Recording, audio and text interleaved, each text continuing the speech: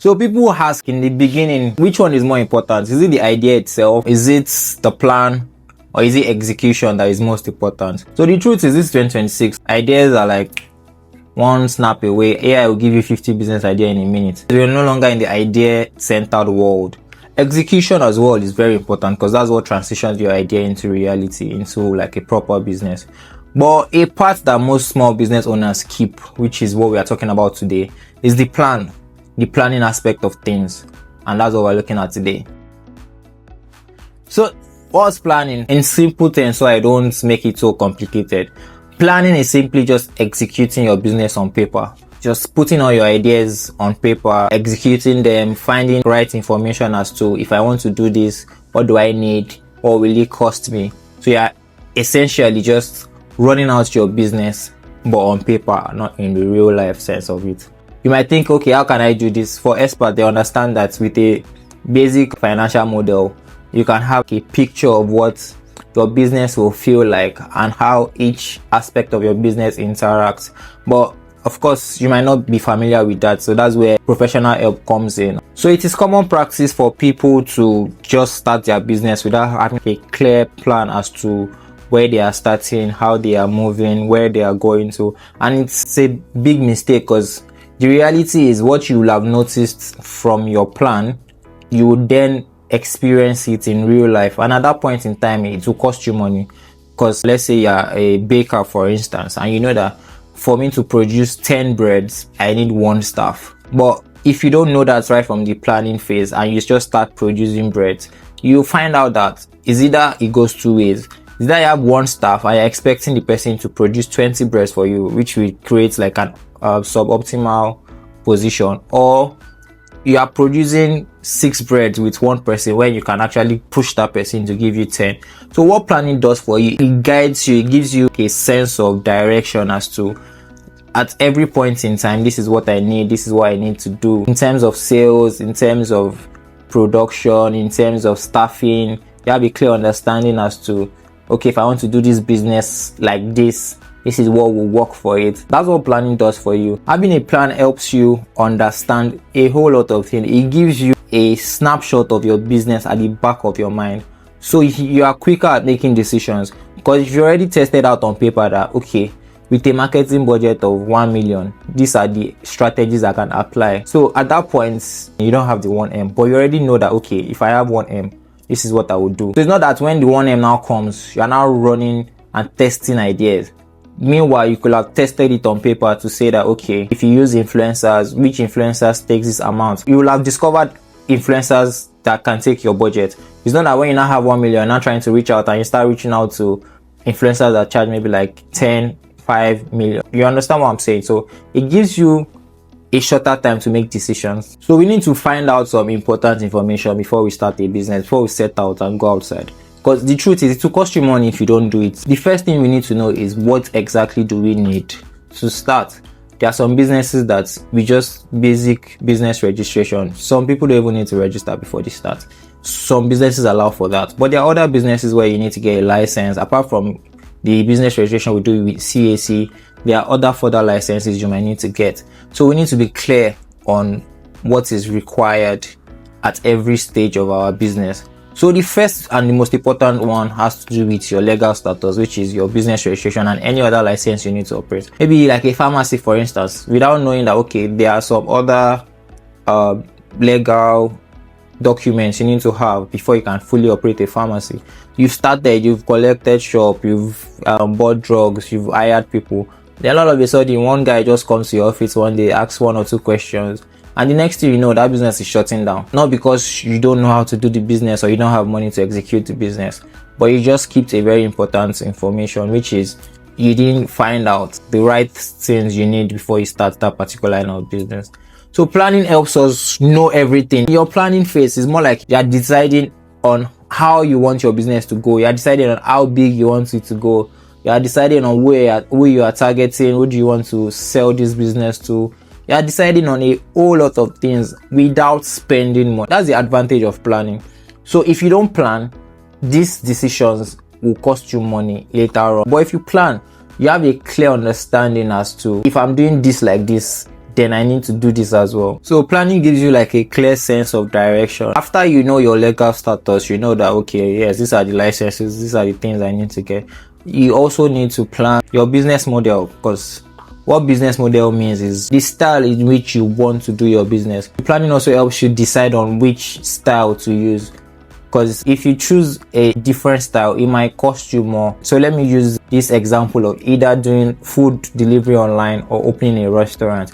So if you want to do online delivery, you don't need to have like a different space. You can always cook from your home and get people to deliver for you. That will cost you less to set up compared to you wanting to own a restaurant, like a physical location where people will come into.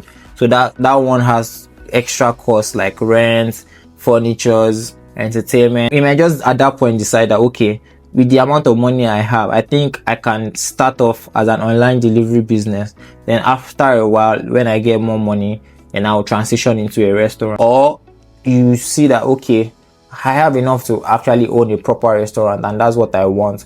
So you just skip the online delivery part and just move into a restaurant. You get the space, you get the furniture, you set it up as you want, and you can still then start doing online delivery even right from your restaurant. So planning just gives you this idea of leaving the business out without doing anything yet, and that's just the beauty of it. You're already making decisions and you use it to now check with your reality. Let me use a model, for instance. If you set a financial model and you put out your costs, your sales, your expenses, your profits, it will show you. If you hire one staff and you pay them a certain amount, it will deduct from your bottom line. You see that, okay, my profit has gone down. If you keep increasing that number, at a point you enter losses. So it already gives you a clear idea as to how many staff you need, how much you can pay them, and everything is driven by a certain amount you are earning in revenue. Another thing planning does for you is it guides you as to when to move to the next phase of your business. If you have an idea, it's most likely a broad idea.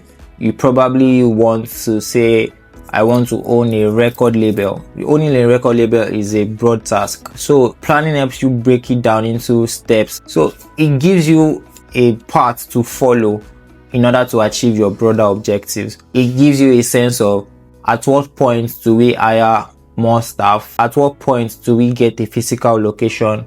At what point do we sell this business? At what point do we attract external investors?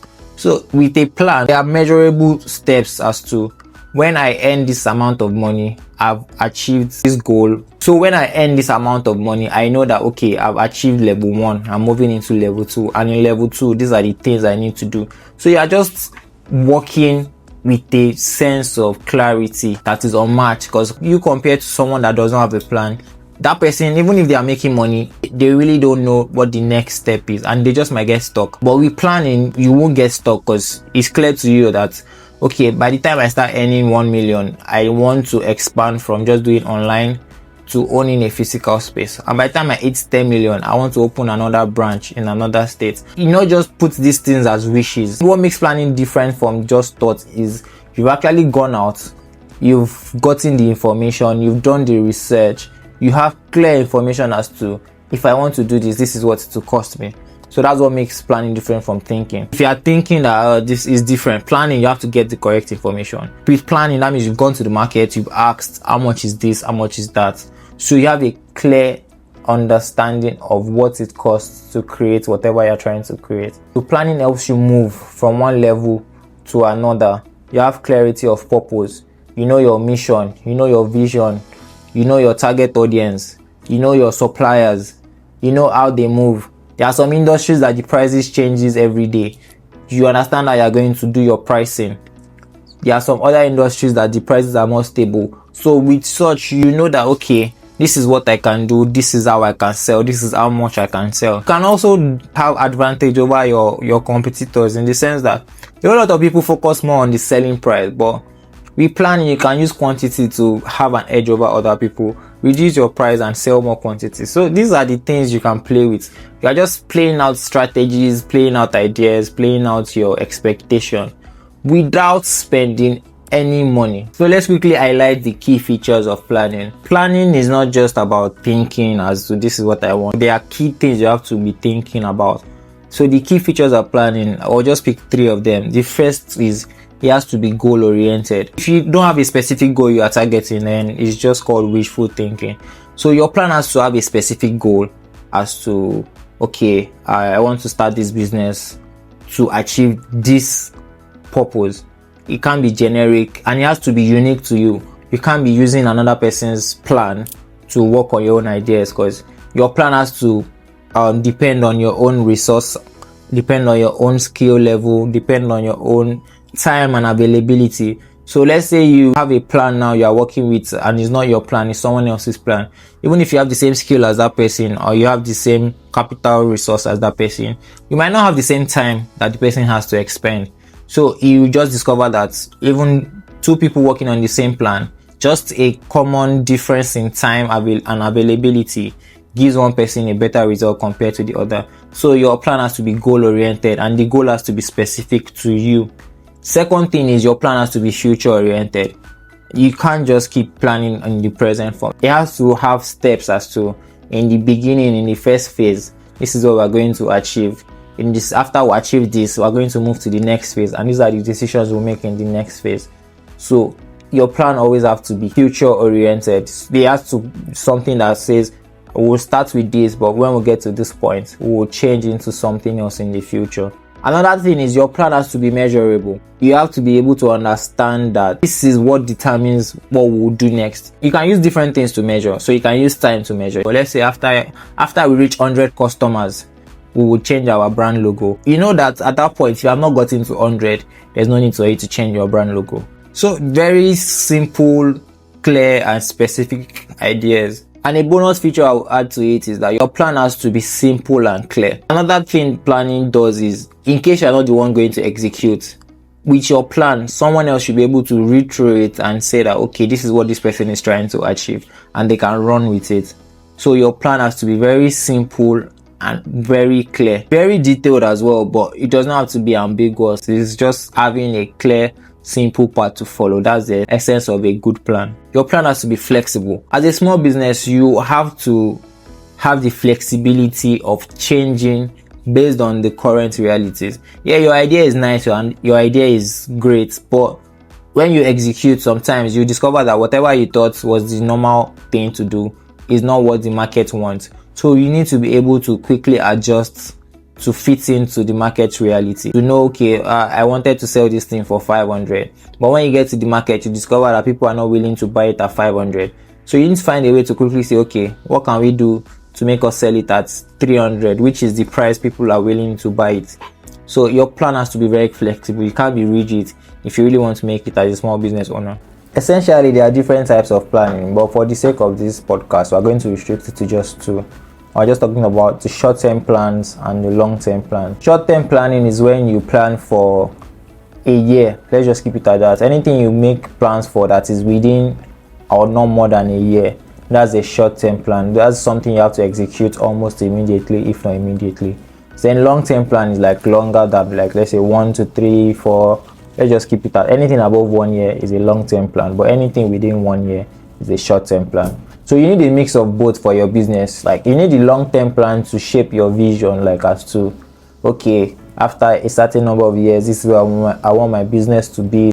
So when you're doing long-term planning, you're majorly shaping the vision and direction of the business. But when it comes to short-term plan, you're majorly planning your operations and your steps as to saying, okay, if I start from here, this is how I will move. So short-term plan is more of like an operational type of plan where you tend to decide on what you are doing in this moment, while a long-term plan most likely will shape your vision and your direction. There are key benefits to planning. Planning helps you stay ahead of someone else who started the same business but did not plan. And what it does for you is the following. The first one, it gives you direction. So if you have planned ahead before starting, then you have a clear idea as to where you are heading compared to someone that is just going off vibes.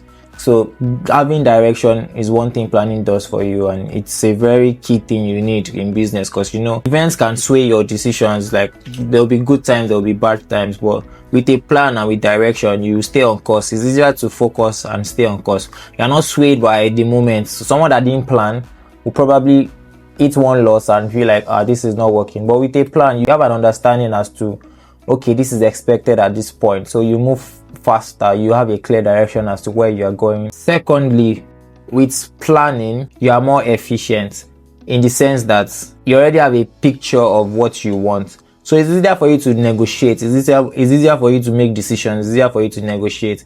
If someone comes to you and says, okay, I'm bringing this offer to you, you make the decision fast. It's not that at that point, it's not when you now start to check your numbers, start to see, can I do this? Because you already have a plan. You already know what you want. You already know how you are going to do things. So when someone comes to you with a business partnership, with a sales offer, you are deciding faster. You can say yes or no, like on the spot, because you have a clear understanding as to, I think this can work, I think this cannot work. So it helps you get more efficient. It helps you make decisions faster. And lastly, planning helps you reduce your risk. It reduces your risk exposure. You know, I mentioned earlier that planning is simply just executing your business on paper. So if you've seen it on paper that, oh, this and this cannot work, then you don't have to now spend money to face that reality. From your plan, you've already seen that, oh, I can do this, I cannot do this. So that reduces your risk exposure. It reduces the amount of headache you have as to reaction to events. Also, it helps you stay focused, because you know that if you lose money on something, you have a clear understanding as to, okay, there was a possibility of that happening. You're not going to be swayed and you are going to stay on course. So planning gives you a clear understanding as to what can be done and what cannot be done based on your own reality. So it really helps you manage your risk. So the take home when it comes to planning is that planning is not about perfection. It's not about having the perfect plan, but it's about having direction. It's about having measurable milestones to guide your journey. It's just about the journey and you knowing how you want to move and where you want to move and with who you want to move with. So all I would say is make your plan as simple as possible. Take your steps one action at a time and let direction guide your journey, not perfection.